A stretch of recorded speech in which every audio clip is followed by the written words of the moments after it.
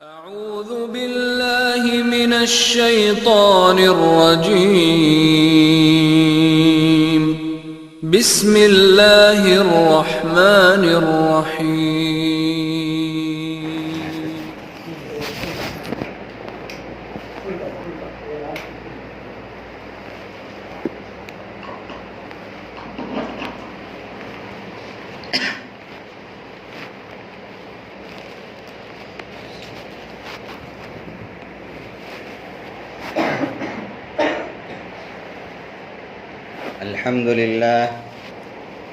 الحمد لله نحمده ونستعينه ونستغفره ونؤمن به ونتوكل عليه ونعوذ بالله من شرور أنفسنا ومن سيئات أعمالنا.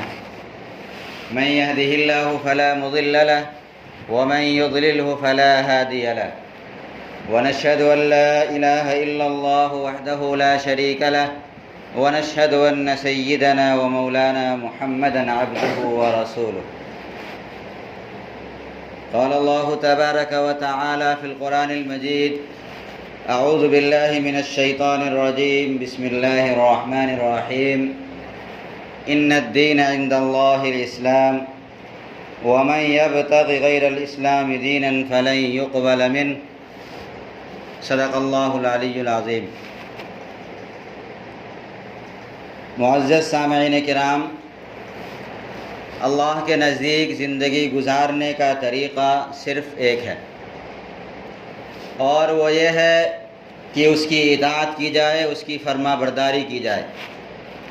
اللہ کی وحدانیت، اس کی فردانیت اور اس کی سمدانیت کا مطلب ہی یہ ہے کہ انسان اپنے آپ کو خدا کے سپرد کر دے. قل هو اللہ احد اللہ الصمد لم یلد ولم یولد ولم یکن له کفوا احد. قل ان صلاتی ونسکی ومحیای ومماتی للہ رب العالمین لا شریک له وبذلک امرت وانا اول المسلمین. انسان سے مطالبہ ہے کہ انسان یہ اقرار کرے کہ میری زندگی، میری موت، میری نماز، میری قربانی، تمام کی تمام چیزیں اللہ کے لیے ہے، جو اس جہان کا پالنہار ہے، پیدا کرنے والا ہے، بنانے والا ہے.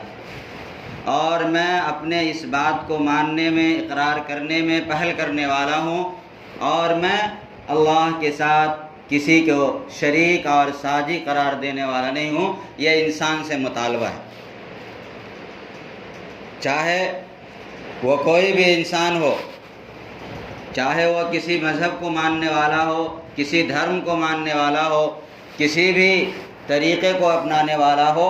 اس روئے زمین پر رہنے والے ہر انسان سے یہ مطالبہ ہے کہ اللہ کے آخری نبی کے آنے کے بعد، آخری کتاب کے نازل ہونے کے بعد، آخری شریعت کو اس روئے زمین پر آ جانے کے بعد اب کسی کی اطاعت اور فرما برداری قبول نہیں کی جائے گی.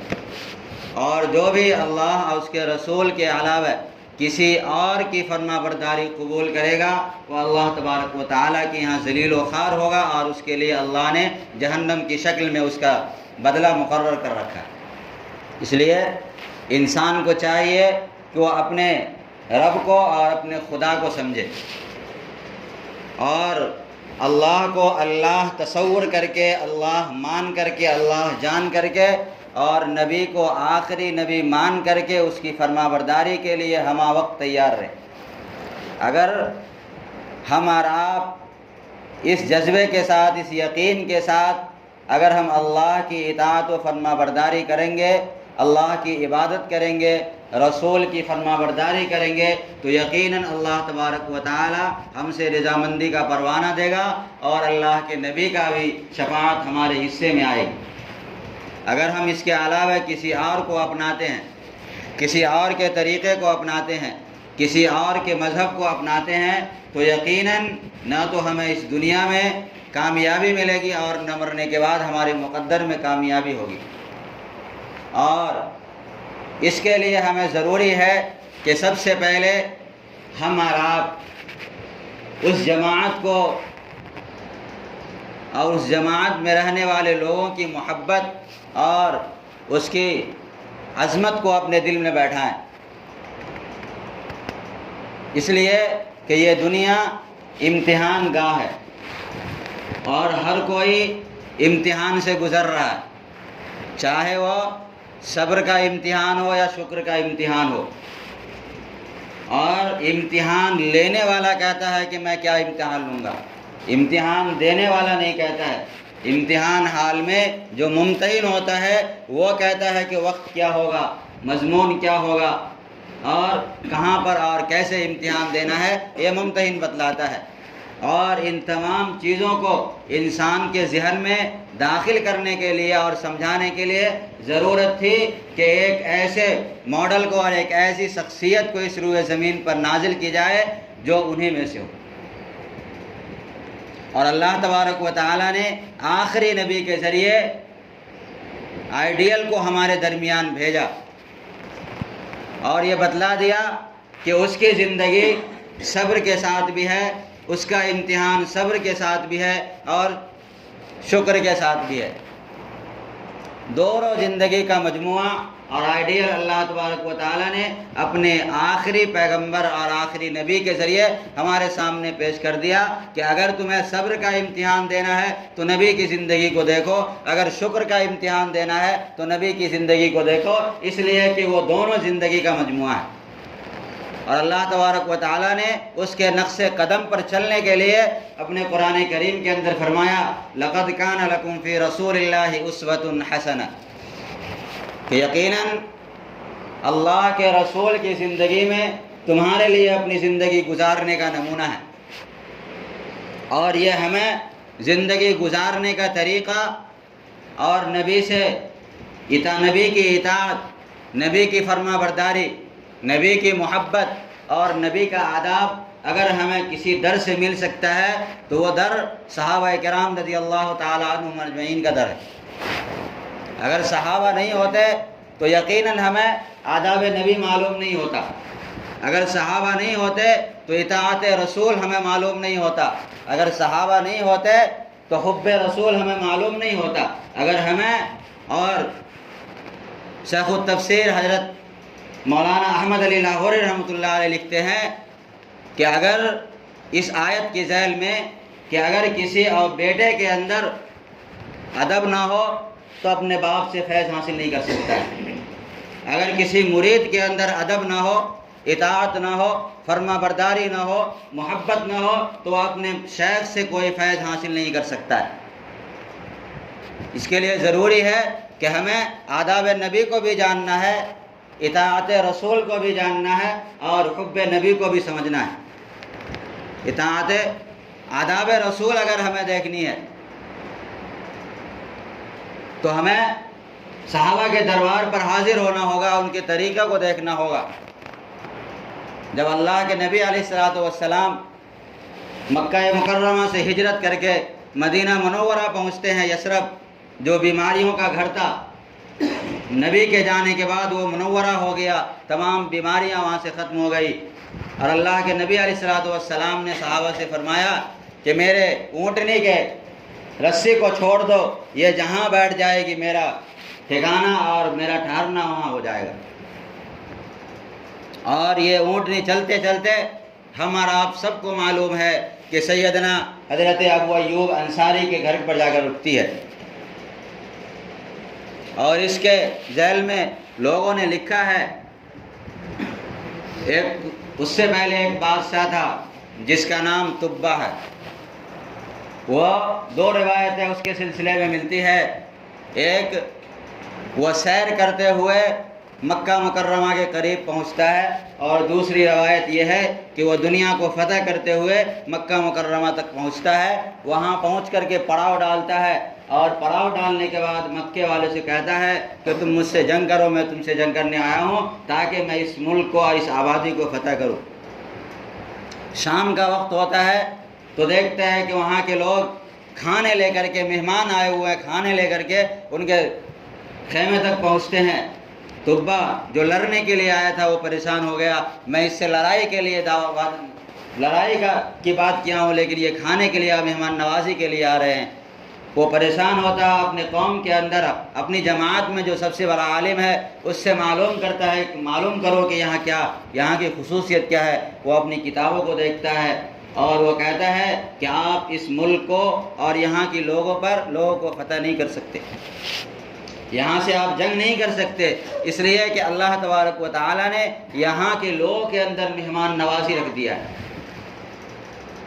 اور مہمان نوازی اس صدقے میں رکھا گیا ہے کہ یہاں اللہ کے آخری نبی پیدا ہونا ہے اس روئے زمین پر۔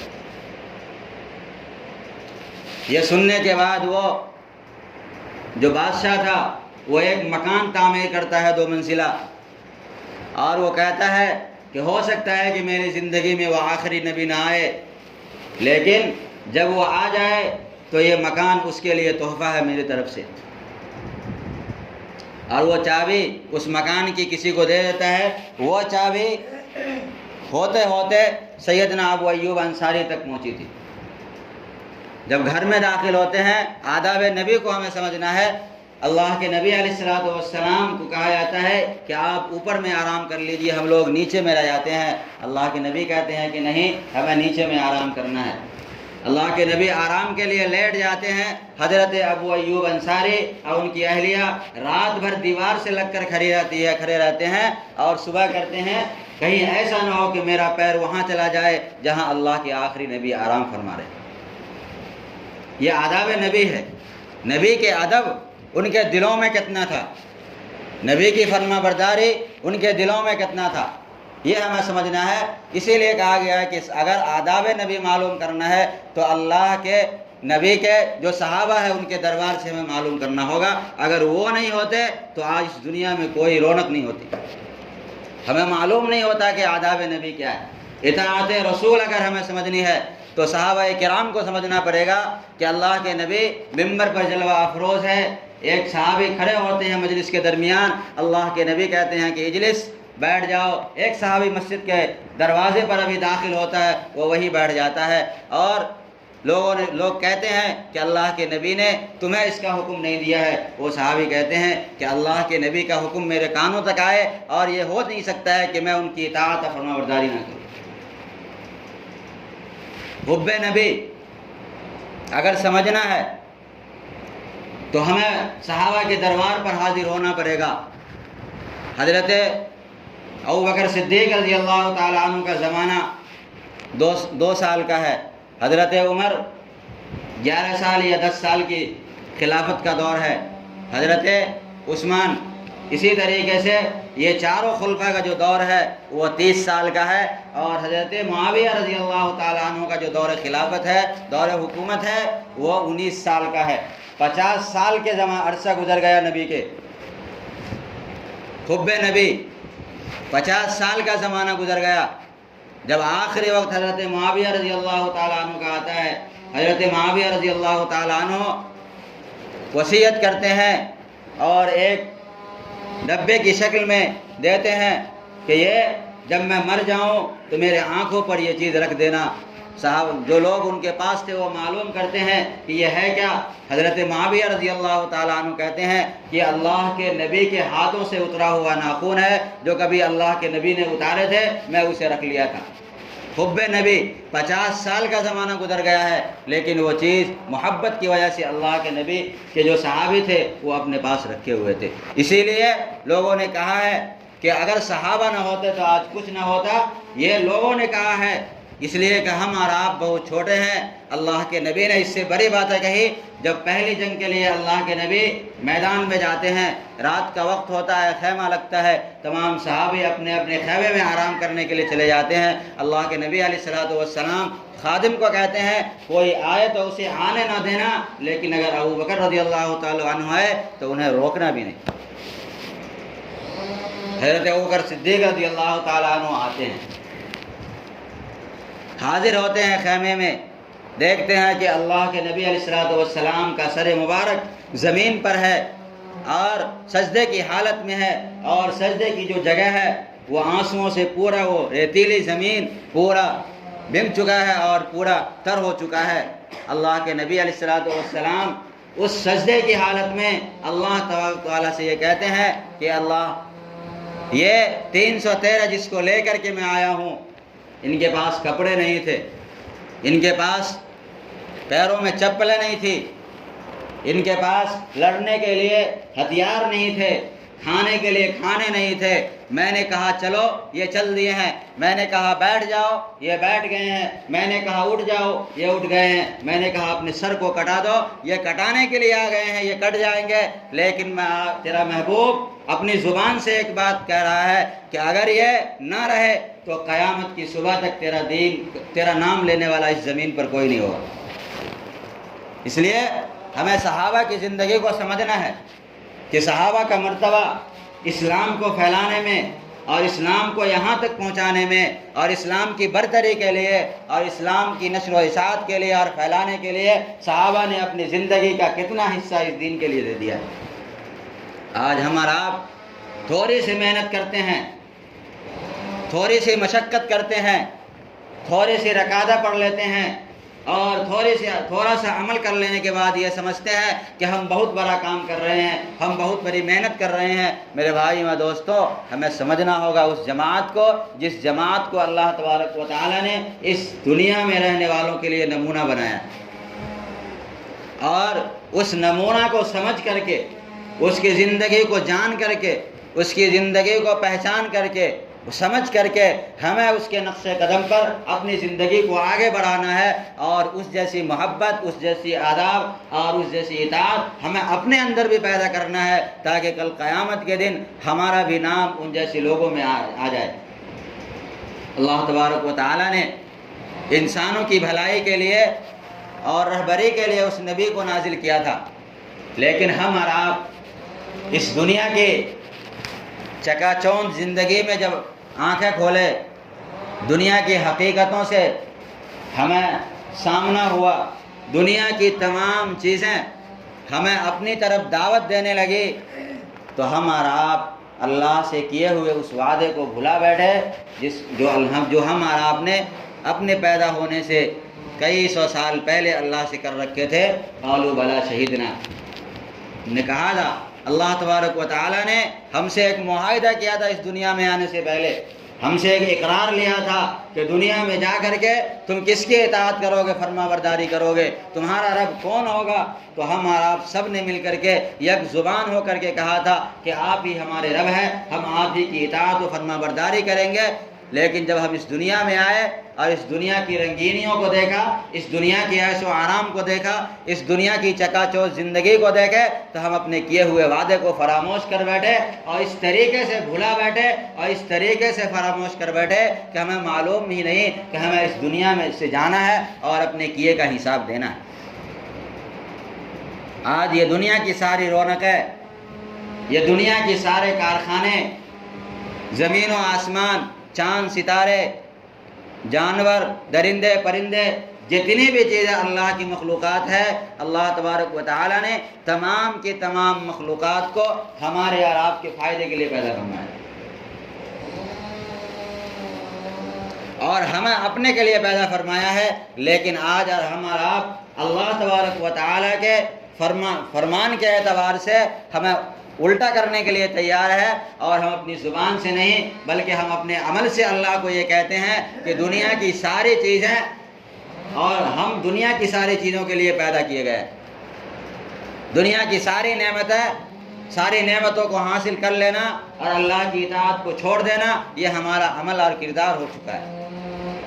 اس طریقے سے، اس یقین اور اس اعتماد کے ساتھ میرے بھائیوں اور دوستوں، ہمیں دنیا میں کامیابی نہیں مل سکتی ہے اور آخرت کی کامیابی کا تصور نہیں کر سکتے۔ اگر آخرت کی کامیابی اگر چاہتے ہیں، آخرت کی بھلائی اگر ہمیں چاہیے، تو اللہ کے نبی کے دربار پر آپ کو حاضری دینا ہی پڑے گا۔ اس کے علاوہ کوئی چارہ نہیں ہے، کوئی راستہ نہیں ہے، کوئی طریقہ نہیں ہے اور کوئی ڈگر نہیں ہے جس پر چل کر کے ہم اللہ کو راضی کر سکیں۔ اگر کوئی راستہ ہے، کوئی طریقہ ہے اور کوئی اصول ہے تو اللہ کے نبی کی زندگی اور صحابہ کی زندگی ہے۔ اس زندگی کے مطابق اگر ہم چلیں گے تو یقیناً ہماری کامیابی ہوگی، اور وہی راستہ اور وہی طریقہ اللہ کا آخری اور پسندیدہ دین ہے۔ جس آیت کا میں نے تذکرہ کیا ہے ان الدین عند اللہ الاسلام، اسلام کے معنی ہی آتا ہے کہ انسان اپنے آپ کو جھکا دے، ناک کو رگڑ دے اللہ کے سامنے، اور اپنی عاجزی کا، اپنی کمزوری کا، اپنی بے بسی اور لاچاری کا اظہار اللہ کے سامنے کر دے کہ میری حقیقت کچھ بھی نہیں ہے، میری اہمیت اس زمین پر کچھ نہیں ہے، میں جو کچھ بھی ہوں تیرے صدقے میں ہوں، تیرے رحم و کرم پہ ہوں۔ یہ اسلام کے معنی ہی آتے ہیں۔ اگر ہمارے دلوں کے اندر اگر یہ معنی ابھی نہیں آیا ہے، اس معنی کا یقین اگر ہمارے دلوں کے اندر پیدا نہیں ہوا ہے، تو زبان سے ہم لا الہ الا اللہ محمد الرسول اللہ کہہ لینے سے کامیابی ممکن نہیں ہے۔ اگر دونوں جہان کی کامیابی چاہیے تو محمد جس کا نام ہے صلی اللہ علیہ وسلم، اس کے دامن میں آنا ہی پڑے گا، ان کے طریقوں پہ آنا ہی پڑے گا، اور یہ پوری زندگی اسلام کے مطابق گزارنا ہی پڑے گا، قرآن کے مطابق گزارنا ہی پڑے گا۔ ایسا نہیں ہے کہ ہم 10 سال 5 سال کی زندگی اللہ کے مطابق گزار لیں ہماری کامیابی ممکن ہو جائے، نہیں، بلکہ آپ کے پیدائش سے لے کر آپ کے قبر میں جانے تک اسلام پوری رہنمائی کرتا ہے، اور اس کے مطابق انسان کو جو زندگی گزارتا ہے وہی انسان حقیقت میں اللہ کے سامنے دیندار ہوتا ہے، سرخرو کا عین اخلاق ہوتا ہے۔ تو ہمیں اور آپ کو غور کرنا ہے کہ آیا ہمیں اس دنیا کی چیزوں کے اوپر قناعت کر کے آخرت کو برباد کر لینا ہے، یا ہمیں اس دنیا کو چھوڑ کر کے آخرت کی بھلائی اور کامیابی کو ہمیں گلے لگا لینا ہے۔ یہ ہمیں اور آپ کو فیصلہ کرنا ہے، اس لیے کہ اللہ نے آپ کے دماغ میں عقل رکھا ہے، یہ سب سے بڑی طاقت اللہ نے دیا ہے۔ آپ سمجھتے ہیں کہ کون سی چیزیں آپ کو نقصان پہنچانے والی ہے، کون سی چیزیں آپ کو فائدے پہنچانے والی ہے، گرم اور ٹھنڈے کا آپ ادراک کر لیتے ہیں، محسوس کر لیتے ہیں، اور ہم اور آپ کون سی چیزیں اور کون سے عمل ہمیں آخرت میں اور دنیا میں فائدہ دینے والا ہے، ہمیں اس کا ادراک اور اس کی سمجھ نہیں ہو پاتی ہے۔ یہ ایسا نہیں ہے کہ ہمارے پاس عقل نہیں ہے، ہمارے پاس رہنمائی نہیں ہے، ہمارے پاس بتلانے والے نہیں ہیں، ہمارے پاس سارے کچھ ہیں۔ اللہ کے سامنے کل قیامت کے دن ہماری اور آپ کی کوئی دلیل کام نہیں آئے گی کہ اے اللہ ہمارے پاس تیرے دین کو پہنچانے والا کوئی آیا ہی نہیں، ہمیں معلوم ہی نہیں تھا۔ بلکہ کہا گیا ہے کہ اگر کوئی انسان پہاڑ کے کھو میں رہتا ہے، پہاڑوں پہ رہتا ہے جہاں انسان کا جانا ممکن نہیں ہے، اگر کوئی وہاں بھی ایمان نہ لائے اور اللہ کی وحدانیت کو اگر وہ تسلیم نہیں کرے، اور اگر آخری نبی کی رسالت کو اگر وہ نہ مانے، تو اس کا بھی اجر اللہ کے سامنے قبول نہیں ہوگا، اس لیے کہ اللہ نے اس کے بدن کے اندر ایک قوت اور طاقت دیا ہے سمجھنے کی، وہ انسان سمجھ سکتا ہے، سوچ سکتا ہے اور جان سکتا ہے کہ اس زمین کو، اس آسمان کو بنانے والا کوئی نہ کوئی ایک ہے، اور جو ہے وہی طاقت کے لائق ہے، اور وہی اس لائق ہے کہ اس کی عبادت کی جائے۔ دنیا کو چھوڑ کر کے انسان اگر خود اپنی ذات کے اندر غور کرے گا تو انسان کو بنانے والے کے بارے میں معلوم ہو جائے گا۔ اللہ تبارک و تعالیٰ نے فرمایا وَفِي أَنفُسِكُمْ أَفَلَا تُبْصِرُونَ، تم اپنی ذات میں غور کرو، اپنے جسم میں غور کرو کہ یہ آنکھیں اللہ نے اپنی جگہ کیسے بنا دیا، یہ کان اللہ نے کان کی نعمت سے اللہ نے کیسے نوازا، یہ دانت اللہ نے کس طریقے سے عنایت کیا، یہ پورے انسان کا باڈی اور جسم اللہ نے بغیر کسی محسوسات کے اللہ تبارک و تعالیٰ نے بنا کر کے ایک چلتا پھرتا مشین بنا دیا اس زمین پر۔ اس کو دیکھ لے گا انسان، اللہ کی وحدانیت کا قائل ہو جائے گا، اس کے خالق ہونے کا قائل ہو جائے گا۔ کہیں نہیں دیکھنا ہے، آسمان کو نہیں دیکھنا ہے، زمین کے سطح کو نہیں دیکھنا ہے، چاند اور ستارے کے اندر روشنی کو نہیں دیکھنا ہے، بلکہ انسان سر سے لے کر پاؤں تک انسان اگر غور کر لے، تصور کر لے، تو اللہ کو وہ سمجھ سکتا ہے، جان سکتا ہے، اور اپنی عقل کی روشنی میں اللہ کی عبادت وہ کر سکتا ہے، اللہ کی وحدانیت کا وہ اقرار کر سکتا ہے۔ یہ تمام چیزیں جو ہے، چاہے وہ قرآن کی شکل میں ہو، چاہے وہ احادیث کی شکل میں ہو، یہ سارے جو دنیا کے کارخانے ہیں، یہ تمام کی تمام چیزیں انسان کو، مخلوق کو خالق سے جوڑنے کے لیے ہے۔ یہ تمام چیزیں اگر آپ کوئی کام کرتے ہیں، اگر آپ اس ارادے اور نیت سے کرتے ہیں، تو آپ کو اس کے اندر بھی، اگر آپ نے کسی مشین کا ایجاد کیا ہے تو آپ اس کے اندر بھی اپنے خلقت کو اس کے اندر دیکھ سکتے ہیں کہ اللہ نے اس مشین کے بنانے کی صلاحیت اور طاقت اور قدرت آپ کے ذہنوں کے اندر ڈالا ہے۔ اصل صانع اور بنانے والا اللہ کی ذات ہے، ہمارا آپ نہیں ہے۔ اس کا یقین ہمیں پیدا کرنا ہے۔ یہ یقین جس دن انسان کے اندر پیدا ہو گیا، وہ کبھی بھی انسان اللہ کے راستے سے کسی اور راستے کی طرف نظر نہیں کر سکتا ہے۔ آج ہمیں یہ یقین نہیں پیدا ہو رہا، یہ اعتماد ہمارے اندر نہیں آ رہا ہے۔ چند وقتوں کے لیے ہم مسجدوں کے اندر آتے ہیں، ہمارے دل کی کیفیت بدلتی ہے، ہمارے جذبات اور ارادے، ہمارے امنگ جوش مارنے لگتا ہے، اور یہ سمجھنے لگتے ہیں کہ یہاں سے جانے کے بعد آئندہ زندگی ہم مکمل اللہ کے یاد میں اور اس کی اطاعت میں گزاریں گے۔ لیکن مسجد سے نکلنے کے بعد ہماری وہ ساری امنگیں، ساری خواہشات، سارے جذبے پانی ہو جاتے ہیں۔ وہ اس لیے کہ ہم نے اس چیز کو ہدایت حاصل کرنے کے نظریے اور یہ یقین اور اعتماد کے ساتھ نہیں سنا ہے۔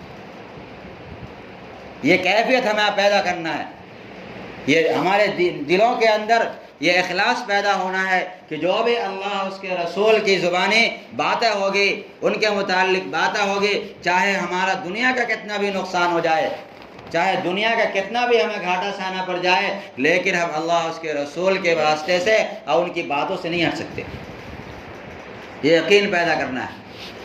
یہ 5 وقت کی نمازیں یہ اس لیے ہے تاکہ انسان کا دل دنیا کے اندر نہ لگے۔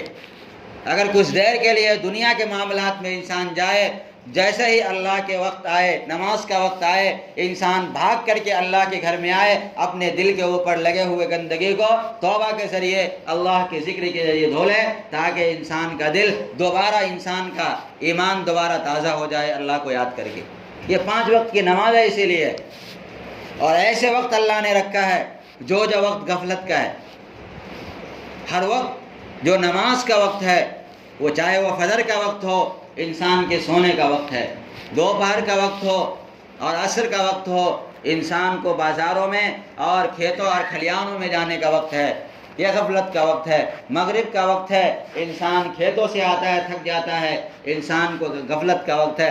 عشاء کا وقت ہے، وہ بھی غفلت کا وقت ہے، سونے کی جلدی ہے دن بھر کی تھکان دور کرنے کے لیے۔ یہ تمام اوقات پر اگر ہم غور کریں گے تو یقیناً ہمیں سمجھ میں آئے گا کہ ان اوقات کے اندر اللہ نے کتنی بڑی حکمت کو رکھا ہے، تاکہ ذرہ برابر بھی دلوں کے اوپر اگر غفلت آ جائے اور اللہ کی یاد سے اگر ذہن دوسرے کی طرف جانے لگے، تو ہم اللہ کے گھر میں آ کر کے اللہ کے ذکر کر کے اور اللہ کا نام لے کر کے اپنے دلوں کے اوپر بیٹھے ہوئے گرد کو ہم دھل سکتے ہیں، ہم اسے ختم کر سکتے ہیں۔ لیکن ہمارے دلوں کے اوپر اتنا گرد آ گیا ہے کہ چند رکعتوں سے وہ ختم ہونے والا نہیں، چند وقت کی نمازوں سے ختم ہونے والا نہیں ہے۔ سب سے پہلے ہمیں اس کے لیے کام یہ ضروری کرنا ہوگا کہ ہمیں پہلے اپنی نیتوں کو بہتر کرنا ہوگا، نیتوں کے اندر پاکیزگی لانی ہوگی۔ ہم اپنے کپڑے کے اوپر گندگی لگتا ہے تو ہم اس کپڑے کو دھل لیتے ہیں، اسے صاف کر لیتے ہیں، لیکن انسان کبھی یہ تصور اور غور نہیں کرتا کہ ہمارے دلوں کے اندر کتنی گندگی ہے۔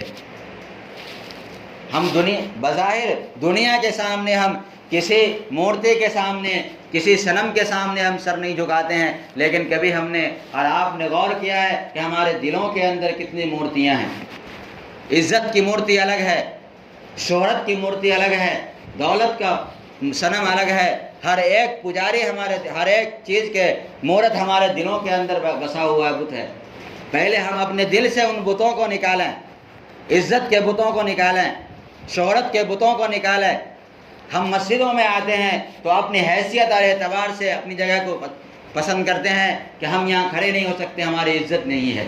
ہم اپنی عزت کی پیروی کرتے ہیں، ہم اللہ اس کے رسول کی پیروی نہیں کر رہے۔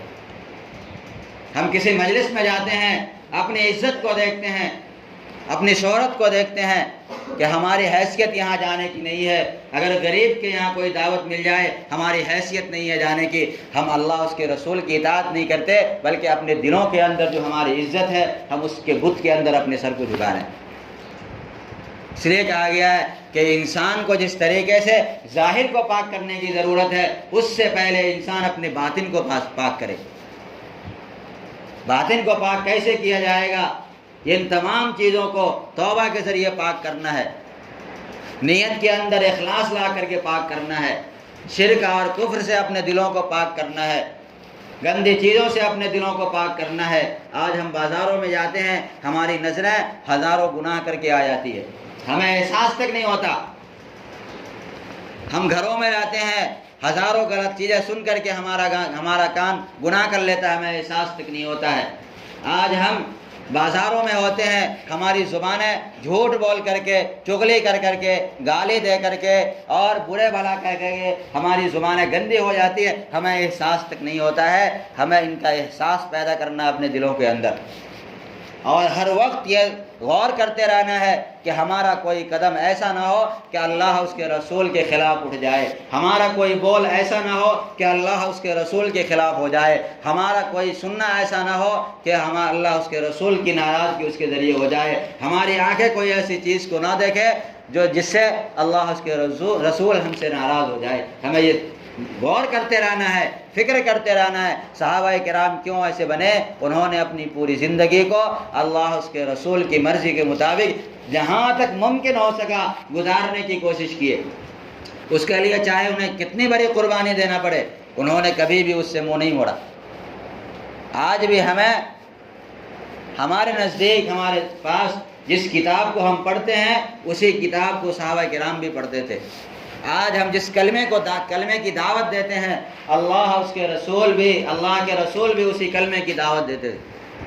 آج اگر ہم کہیں اس کلمے کو پڑھتے ہیں تو انسان کے دلوں کے اندر جو غلط طریقے ہیں، انسان کا اندر کا چیز جوش نہیں مارتا ہے، اس کا مطلب یہ ہے کہ ہمارے کلمے کے اندر وہ طاقت اور صلاحیت نہیں ہے، وہ تاثیر نہیں ہے، ہم اسے چھوڑ دیے۔ اگر اپنی باتوں میں تاثیر پیدا کرنی ہے تو عمل کے اندر آپ کو لگنا پڑے گا۔ اگر ہمیں اپنی زندگی کے اندر دوسروں کے لیے نمونہ بننا ہے تو ہمیں اس طریقے کو اپنانا پڑے گا جس طریقے کو اپنا کر کے صحابہ کرام رضی اللہ تعالیٰ عنہم اجمعین دوسروں کے لیے نمونہ ہو گئے۔ آج کیا وجہ ہے کہ آج ایک کافر بھی لا الہ الا اللہ پڑھتا ہے اور ایک مسلم بھی لا الہ الا اللہ پڑھتا ہے۔